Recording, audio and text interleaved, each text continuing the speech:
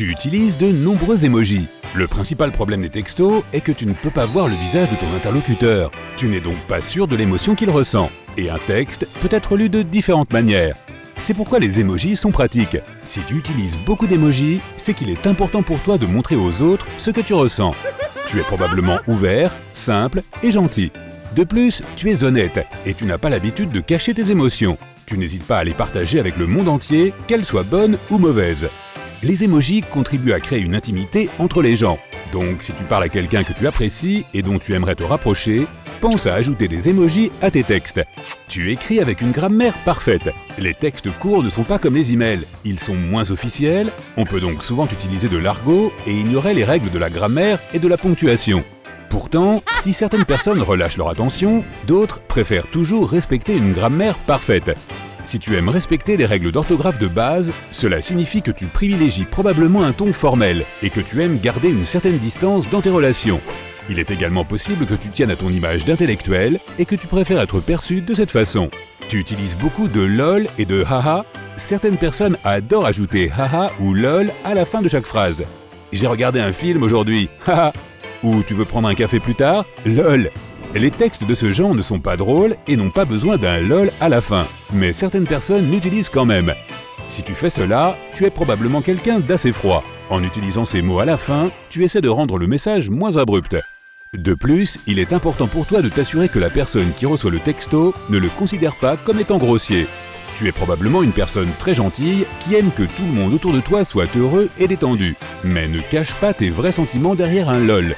N'oublie pas que tu dois parfois être plus honnête et direct et apprendre à fixer des limites. Tu rajoutes des lettres. Ce sont les « hé »,« regarde » ou « non ». Tu t'es déjà surpris d'en faire autant ? Selon les experts, ce style d'écriture décontractée est un moyen de compenser le manque de vocalisation des SMS et d'être informel dans la communication. C'est aussi une façon plus ludique d'écrire qui permet de paraître plus détendu et d'adoucir une demande lorsque l'on sollicite une faveur. Tu écris en minuscules. La plupart des téléphones portables mettent la première lettre en majuscule par défaut. Pourtant, certaines personnes écrivent en minuscules. C'est une étape supplémentaire inutile d'enlever la majuscule, comme si tu te battais avec le correcteur automatique. Pourtant, certaines personnes choisissent de le faire. Beaucoup aiment l'aspect visuel, ils disent que cela donne un air plus décontracté. Les messages écrits en minuscules sont plus cool et plus sereins. Ils sont moins sophistiqués et officiels, illustrant l'intimité en l'absence de grandiloquence. Si tu écris de cette façon, tu es probablement honnête et facile à vivre. Tu aimes être au même niveau que les autres et tu n'aimes pas le tape à l'œil. Tu es actif et spontané et tu es toujours prêt pour l'aventure. Tu fais beaucoup de fautes de frappe.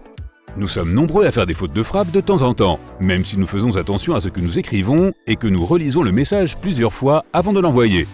Selon les chercheurs, il nous est difficile de remarquer nos propres erreurs car nous nous concentrons sur le sens général plutôt que sur les détails spécifiques. L'image que nous voyons à l'écran est en concurrence avec celle que nous avons dans notre tête, et il est donc difficile de passer de l'une à l'autre pour voir que quelque chose est mal écrit. Pourtant, il y a des gens qui font des fautes de frappe en permanence. Elles ne peuvent jamais écrire un texte sans faute de frappe. Et il est souvent difficile de décoder leur message. Cela arrive parce qu'elles ne relisent même pas leur texte et l'envoient tel quel. Si c'est ton cas, tu es probablement une personne extravertie, qui n'aime pas perdre son temps avec des choses sans intérêt. Tu es sans doute un peu négligent et impatient.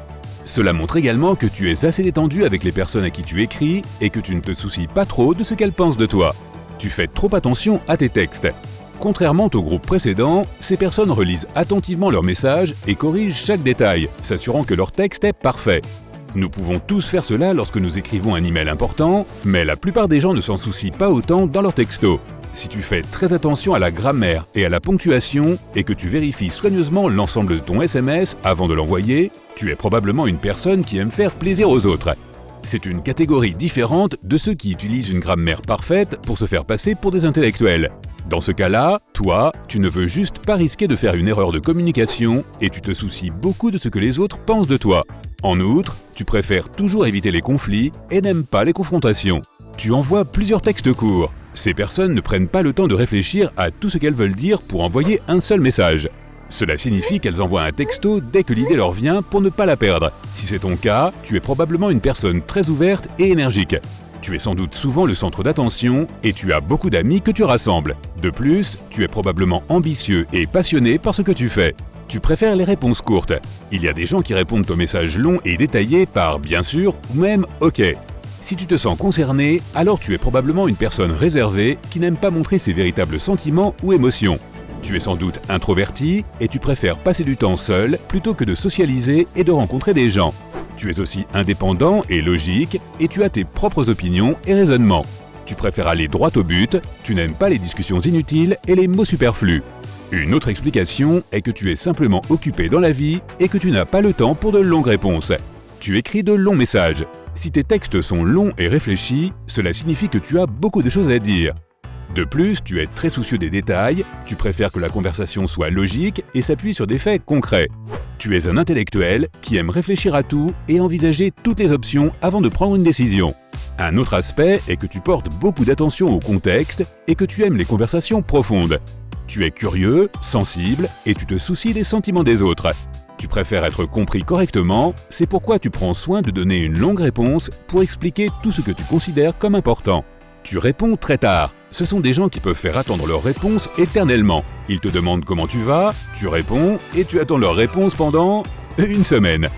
Si tu es ce genre de personne, tu es probablement très occupé et tu as plein de choses à faire.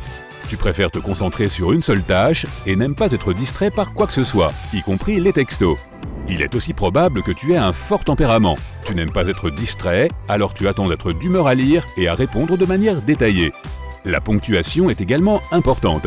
Comme ce petit point qui a gâché tout le texte et m'a désorienté. Ce ne sont que des simples symboles, mais ils donnent le ton et le rythme au message. Tu utilises le point à la fin. Des études ont montré que pour de nombreuses personnes, les textos qui se terminent par un point semblent peu sincères et agressifs. Le point est utilisé pour terminer la phrase. La dernière phrase se termine juste en l'envoyant, et le point semble être une fin supplémentaire et inutile, et peut même être perçu comme impoli. La plupart des gens n'utilisent pas de point à la fin de la dernière phrase, mais si tu le fais, tu es probablement décidé. Tu préfères être clair et aller droit au but. Tu es réaliste, responsable et pratique. De même, si une personne n'a pas l'habitude d'utiliser le point dans ses messages et qu'elle le fait tout à coup, méfie-toi. Cela signifie que quelque chose cloche et que la personne n'est pas contente de toi. Tu utilises beaucoup de points d'exclamation. Le point d'exclamation est utilisé dans les SMS bien plus souvent que dans les notes écrites. Il est souvent difficile de savoir, à partir d'un texte, comment se sent réellement la personne. Ainsi, les points d'exclamation servent souvent à exprimer la sincérité et l'excitation. Si tu les utilises beaucoup, c'est qu'il est important pour toi d'être compris. Tu es aussi sincère, anxieux et facilement enthousiaste. Ajoutons encore quelques éléments. Les personnes qui utilisent beaucoup de virgules sont considérées comme des pacificateurs, qui aiment bien s'entendre avec les gens. Ceux qui abusent des points d'interrogation sont peu sûrs d'eux et ont du mal à prendre des décisions. En ce qui me concerne, quand il s'agit de textos, je suis très maladroit.